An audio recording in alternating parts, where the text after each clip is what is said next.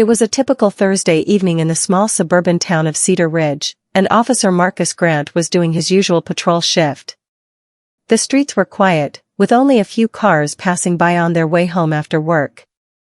Marcus, a seasoned officer in his late 30s, was known for his calm demeanor, sharp intuition, and, most of all, his unwavering commitment to justice. He had been with the Cedar Ridge Police Department for over a decade and had seen it all: traffic stops, domestic disputes, car accidents, and everything in between. But that evening, something was about to happen that would change his life forever. As the sun began to set, casting a golden hue over the town, Marcus noticed a car weaving slightly across the lane. It was a dark blue sedan, moving at a steady pace but with an air of uncertainty, like the driver was distracted or tired. Marcus flicked on his siren, signaling the car to pull over to the side of the road.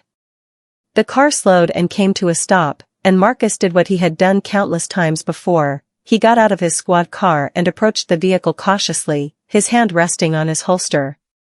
"Good evening, sir.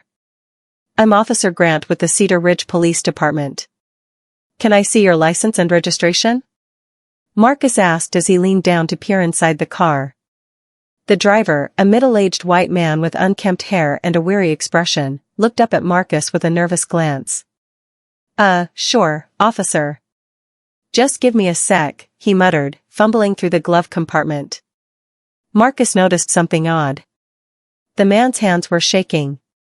His movements were jittery, as though he was hiding something, or perhaps he was just anxious.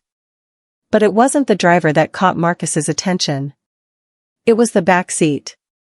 A little girl, no older than 6 or 7, sat quietly, staring straight ahead with big, innocent eyes. Her face was pale, and she clutched a stuffed bear tightly to her chest. She didn't move, didn't speak, just stared ahead as if she had seen something that had frightened her. Marcus's heart skipped a beat. Something about the scene felt off. He had dealt with countless traffic stops over the years, but there was something about this moment that struck him deeply. The man, still fumbling for the documents, seemed to be growing more anxious with each passing second. "Everything all right back there, kid?" Marcus asked softly, trying to break the tension. The little girl didn't respond. She just blinked slowly, her gaze never leaving the front windshield. But then, just as Marcus was about to speak again, the driver handed him the documents, his eyes darting nervously between the officer and the child in the back seat. "Here you go, officer." "Everything's in order," the man said, his voice now strained. Marcus glanced down at the driver's license and registration, but his mind kept drifting back to the little girl. Something wasn't right. His instincts were screaming at him to look closer. "Sir, can you step out of the car for a moment?" Marcus asked, his voice firm but calm. The driver hesitated, his face going pale. "Why? Is there a problem?" "I just want to have a word with you," Marcus said, his tone leaving no room for argument. The driver hesitated for a moment longer before slowly opening the door and stepping out. Marcus kept a steady hand on his weapon as the man moved toward him. There was something about the way the man was moving, his nervous energy, the sweat gathering on his forehead, that made Marcus uneasy. "Everything okay with the little girl in the back seat?" Marcus asked, trying to keep his voice casual. The driver looked at the car, then quickly back at Marcus. "She's fine, officer. Just tired." But Marcus wasn't convinced. There was more to this situation than met the eye. Suddenly, the little girl shifted in her seat, and for the briefest moment, her eyes locked onto Marcus's. The look in her eyes sent a chill down his spine, a look of sheer terror. The kind of fear you only see in children who have witnessed something they can't process. "Sir, I need to ask you a few questions," Marcus said, his tone growing more serious. "Why? What's going on here?" the man demanded, his voice rising in panic. Marcus glanced at the car, then at the little girl. His gut was telling him that something had happened to her, something horrible. He couldn't explain why, but the situation felt like it was teetering on the edge of something dangerous. "Is she your daughter?" Marcus asked, his voice calm but with an underlying sense of urgency.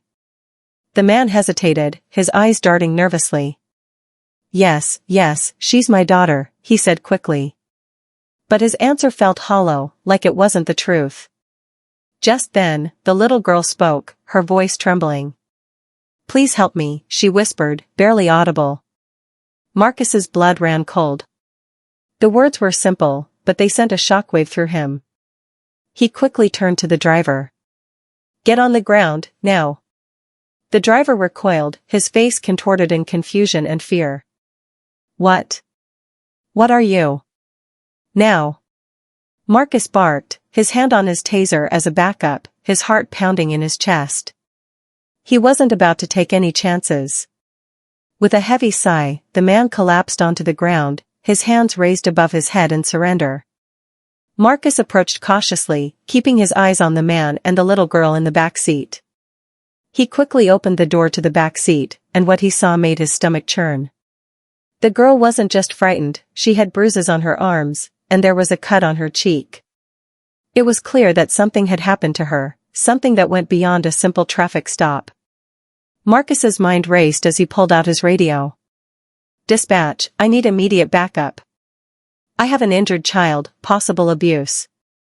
I need paramedics on the scene now. The man on the ground began to sob, his face buried in the asphalt. I didn't mean to, I swear, I didn't mean to, he cried. Marcus looked down at the man. What happened? What did you do to her?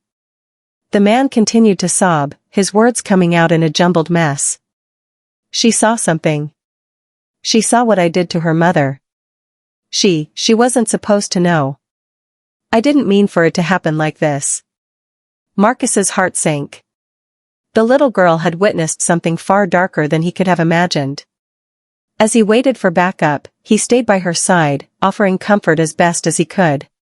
But in that moment, he knew this was only the beginning of a much larger story. The driver was arrested and taken into custody, and the little girl was transported to the hospital where her injuries were treated. As the investigation unfolded, it became clear that the man was responsible for his wife's death, a death he had tried to cover up, using his daughter as an unwilling witness. For Marcus, the case haunted him long after that evening. He had seen many tragic situations in his career, but the image of the little girl's eyes, wide with fear and confusion, would stay with him forever. It was a reminder that justice wasn't always black and white. Sometimes, it came with a cost. And for the little girl, her life would never be the same, but she had one thing in her favor, she was no longer alone.